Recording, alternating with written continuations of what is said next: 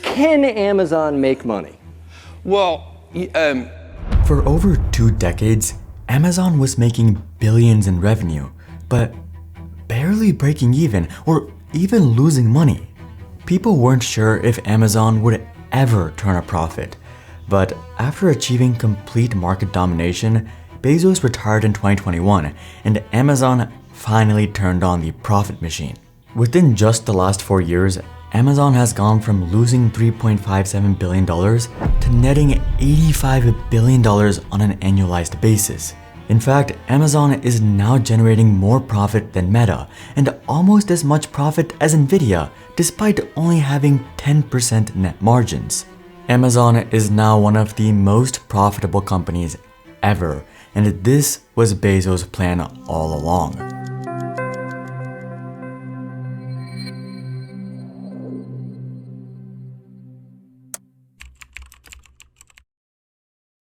Amazon's first income was in 2003, $35 million, but for many years after, nothing much changed.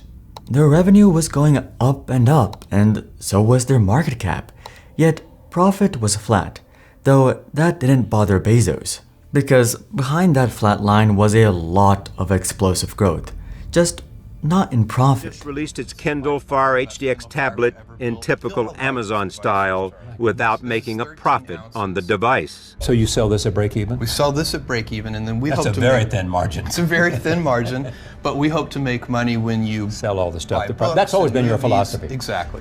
All kinds of Amazon's products and services were sold at cost or at a loss. And any profits they did make weren't cashed out for investors or Bezos, but thrown straight back into the business. Bezos wasn't just competing with the bookstores or the postal service, but everyone.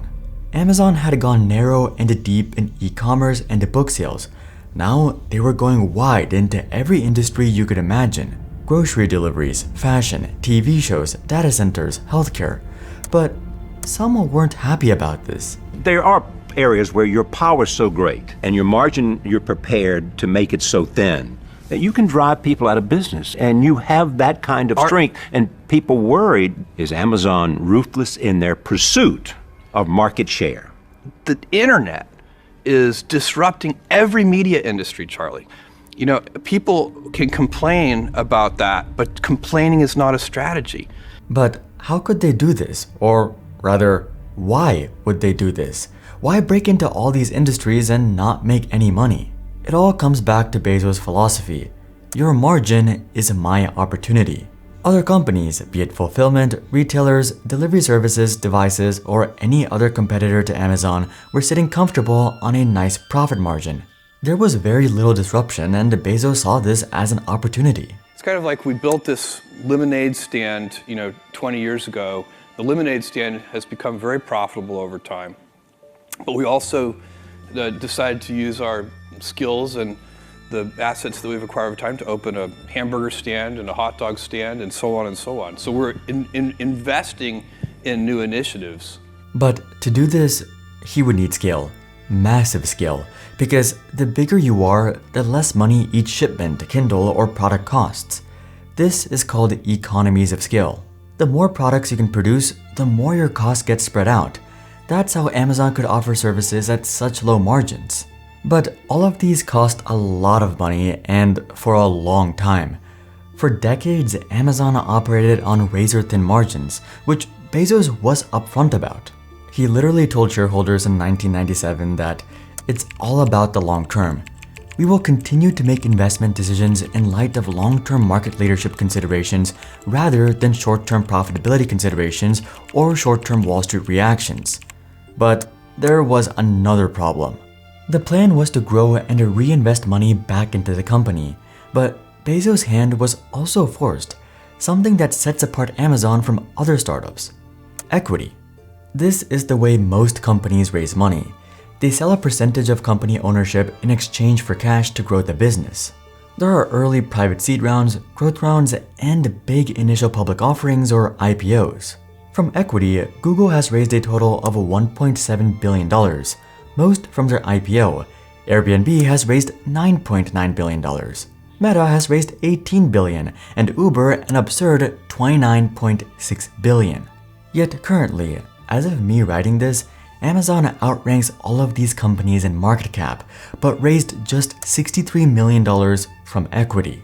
That even includes their IPO, by the way, which was all the way back in 1997. Amazon didn't have a war chest like its peers. Amazon had to go lean, meaning Amazon had to go fundraise through debt. Specifically, convertible bonds, about $1.2 billion worth, and bank loans, about $2 billion worth, which they had to pay back. But there's one big unanswered question here. If they didn't have heaps of VC funding, were reinvesting profits, and were operating on razor-thin margins, how did Amazon not fall apart? Something's not adding up. In truth, Bezos could do this at such scale because he had a secret weapon.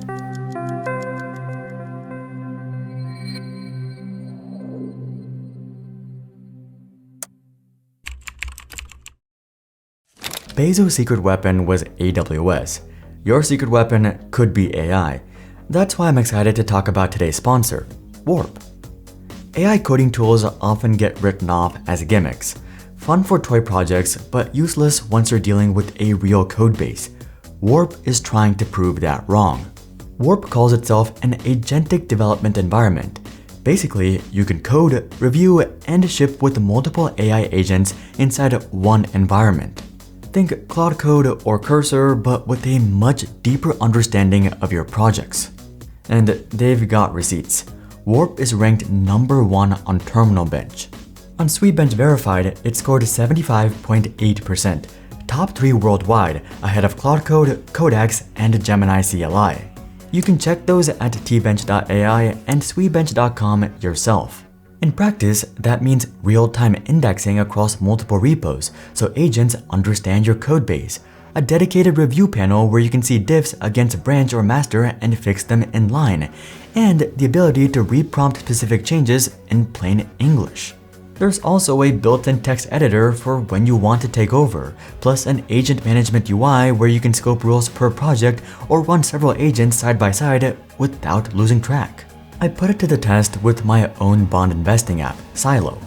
Warp indexed extremely complex pages like the main portfolio view of the app within 30 seconds, and immediately started surfacing ways to clean up the architecture and make the organization more efficient. It's the kind of thing that usually involves days of back and forth reviews. Let me be clear, it's not replacing engineers, but it definitely speeds them up. Warp is free to try, but for a limited time, my friends at Warp are offering their Warp Pro plan for only $5. Use code Logically to redeem at go.warp.dev/logically or click the link in the description. Thank you to Warp for supporting our videos. In 1997, a crucial figure joined Amazon, Andy Jassy, Bezos' personal technical assistant, and he noticed a problem. Amazon was generating mountains of data, databases on customer details, order details, product titles, descriptions, categories, weight, color thumbnails, and so much more. Imagine millions of unique SKUs which had to be sorted so customers could instantly find what they want. They were outsourcing third-party storage and servers, but the solutions weren't great. They were slow, inefficient, and were grinding things to a halt. So Jassy pitched an idea. What if Amazon just bought and maintained their own servers? This fixed the problem and then some, but Jassy and Bezos soon realized they had stumbled on a gold mine. Other companies were likely going to have this issue too, so what if Amazon built massive data centers to store other companies' data as well? Truthfully, it took them quite some time to come to this conclusion, but nearly 10 years later in 2006, Amazon's latest and the most important division was launched, Amazon Web Services, or AWS. Most internet startups and a lot of big internet companies run on top of AWS. Netflix, very famously, and you could say, oh, that's very odd because Netflix in a way is a competitor of Amazon. The scale of AWS today is unbelievable. It seems like anything and everything uses AWS. Netflix does, but so does Disney+, Dropbox, the game company Zynga, Reddit, Pinterest, Capital One, Shopify, Goldman Sachs, even sports like NASCAR, Formula One, Major League Baseball, and even the Super Bowl. Heck, even the CIA signed a $600 million contract with AWS. If the CIA, aka the most paranoid customer of them all, trusted Amazon with everything, they were set. AWS swooped in and claimed the market before anybody else even actually saw the transition to cloud computing.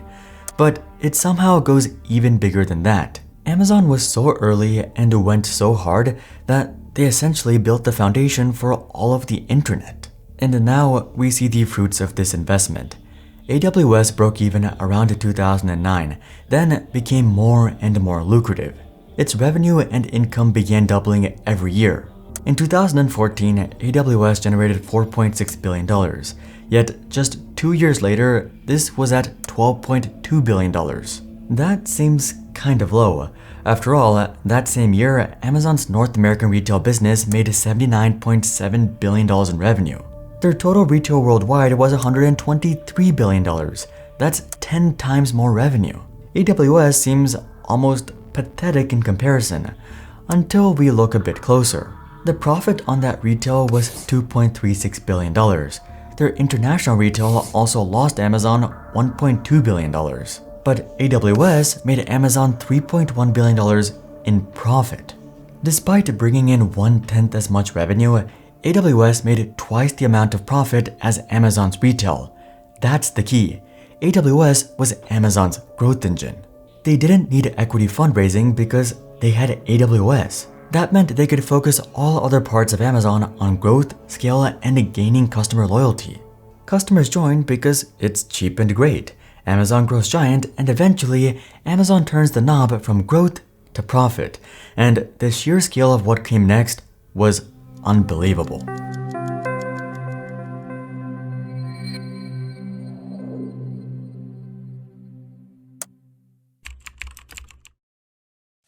Amazon decided after 2 decades that it was finally time to cash out, and it began to make a lot of money. Stupid money. $2 billion in 2015, $4.3 in 2016, and $12 billion in 2018. Amazon did go back into the red during the pandemic, but then something crucial happened. In July 2021, Bezos stepped down as CEO, handing the reins to Andy Jassy, the man who pioneered and had run AWS for all those years. Now, as the CEO, he made the final pivot. Amazon went into full profit mode, and he did it with 2 key changes: cut costs and raise prices. He rolled out tiered pricing on AWS, pushing customers towards higher margin services. He increased enterprise support fees, boosting AWS operating margin from the already absurd 30% to 36%. Amazon's ad services were also growing and generated $13.9 billion in revenue in 2025, which, like AWS, is absurdly profitable. The price of Amazon's US membership jumped from $119 to $139.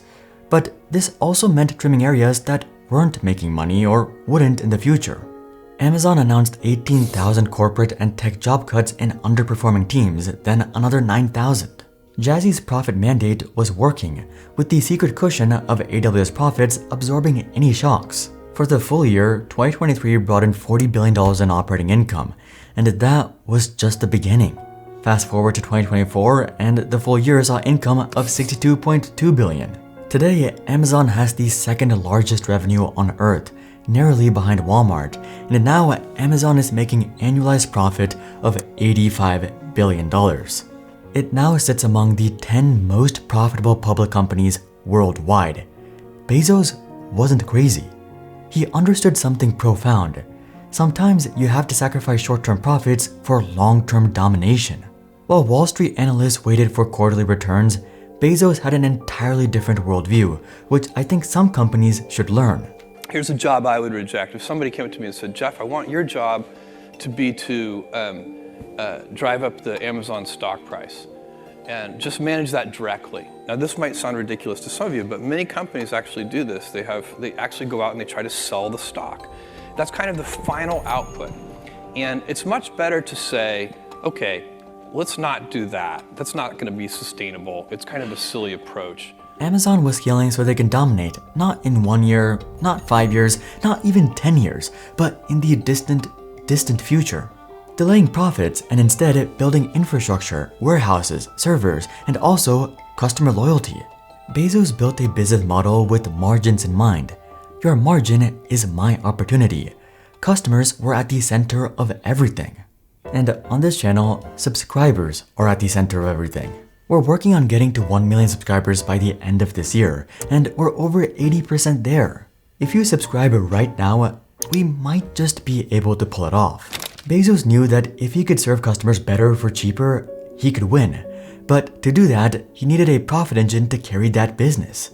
Amazon changed the game, and that's the very nature of business itself. Change. Companies have short lifespans, Charlie, and Amazon will be disrupted one day. And you worry about that? I don't worry about it because I know it's inevitable. Companies come and go.